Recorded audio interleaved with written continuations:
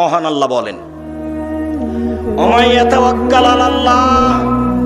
যে ব্যক্তি আল্লাহর উপরে ভরসা করবে আল্লাহ তার জন্য যথেষ্ট। শুআয়ব আলাইহিস সালাম বলেন, আমা তৌফিকি ইল্লা বিল্লাহ, আল্লাহ ছাড়া আমার কোনো শক্তি নাই। আলাইহি তাওয়াক্কালতু ওয়া ইলাইহি উনীব, আমি আল্লাহর উপরে ভরসা রাখি, তার নিকটেই ফিরে যাব। মহান আল্লাহ বলেন আমাদের নবীকে, ফাইজা আযামতা ফাতাওয়াক্কাল আলাল্লাহ, মুহাম্মদ সাল্লাল্লাহু আলাইহি ওয়াসাল্লাম, আপনি যখন কোনো কাজের সিদ্ধান্ত নেবেন তখন আপনি আল্লাহর উপরে ভরসা রাখুন। ইন্নাল্লাহা ইউহিব্বুল মুতাওয়াক্কিলিন, নিশ্চয় আল্লাহর উপরে ভরসা রাখে যে তাকে আল্লাহ ভালোবাসেন।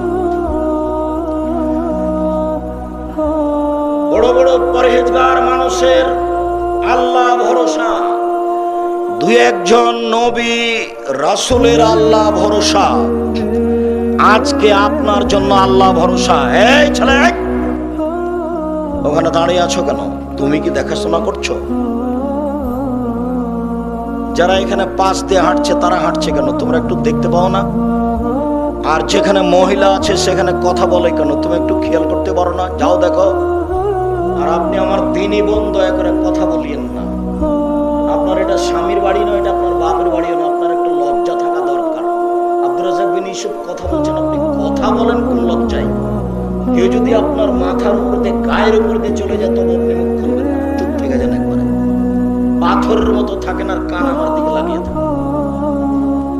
আমি আপনার কিছু না কিছু উপকার করবো ইনশাআল্লাহ।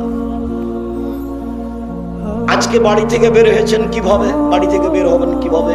রাসূল সাল্লাল্লাহু আলাইহি ওয়াসাল্লাম বলেছেন, বিসমিল্লাহি তাওয়াক্কালতু আলাল্লাহ,